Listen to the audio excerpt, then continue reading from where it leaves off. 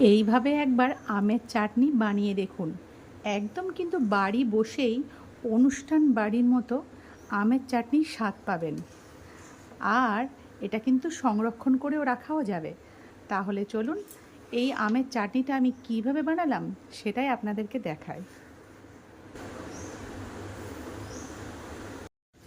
অনুষ্ঠান বাড়ির মতো আমের চাটনি করার জন্য প্রথমেই এখানে দেখো আমি 500 গ্রাম আমকে এরকম সরু সরু লম্বা করে কেটে নিয়েছি। একবারে খুব সরু করিনি, আবার খুব মোটাও না।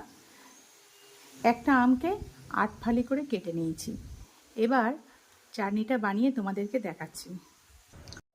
গ্যাসটা অন করে কড়াইটা চাপিয়ে দিয়েছি, আর কড়াইয়ের মধ্যে দিয়ে দিয়েছি 1 চামচ 5 ফোড়ন। একদম লো ফ্লেমে 5 ফোড়নটাকে খুব ভালোভাবে একটু ভাজা করে নেব।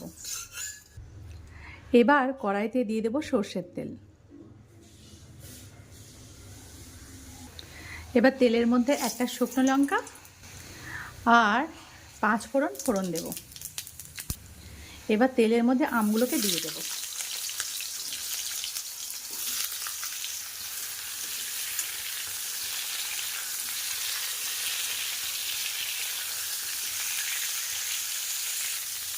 দিয়ে দেব স্বাদ অনুযায়ী একটু লবণ। লবণটা দিয়ে আবারও খুব ভালোভাবে আমগুলোকে একটু কষিয়ে নেব।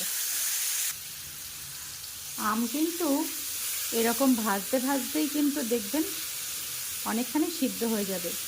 যেহেতু আমে এখনও ছেলে হয়নি, অর্থাৎ আঁটি এখনও শক্ত হয়নি, তাই জন্য আম কিন্তু যখন খুব ভালোভাবে একটু কষিয়ে নেব তখনই দেখবেন বেশ সিদ্ধ হয়ে গেছে। আর তার জন্য কিন্তু জলের পরিমাণটা খুবই কম দেব, চিনি দিয়েই কিন্তু সিদ্ধ হয়ে যাবে। এবার এখানে দিয়ে দেব খুবই সামান্য একটু জল।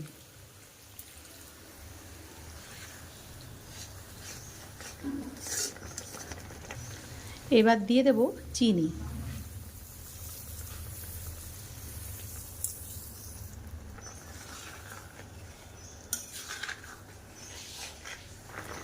চাটনিতে একটা সুন্দর কালার আনার জন্য সামান্য একটু কাশ্মীরি লঙ্কার গুঁড়ো দেবো, খুবই সামান্য।